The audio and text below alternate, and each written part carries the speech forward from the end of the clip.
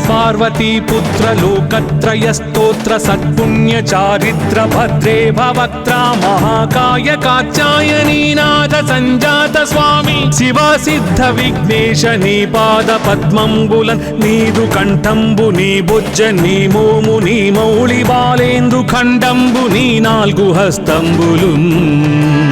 నీ కరాళంబు నీ పెద్ద వక్త్రంబు నీ ఏకదంతంబు నీ పాదహస్తంబులంబోదరంబున్ సదామూషికాశ్వంబు నీ మందహాస్తంబు నీ చిన్ని తుండంబు నీ గుజ్జు రూపంబు నీ శూర్పకర్ణంబు నీ నాగయజ్ఞోపవీతంబు నీ భవ్య రూపంబు దర్శించి హర్షించి సంప్రీతి మృగ్గంగ శ్రీగంధమున్ కుంకుమన్ పక్షతల్లాజులు చంపకంబుల్ తగన్ మల్లెలున్ మొల్లలున్ మంచి చేమంతులున్ తెల్లగన్నేరులున్ మంకెనల్ పొన్నలున్ పువ్వులున్ మంచి దూర్వంబులున్ తెచ్చి శాస్త్రోక్త రీతిని సమర్పించి పూజించి సాష్టాంగమున్ చేసి విఘ్నేశ్వరా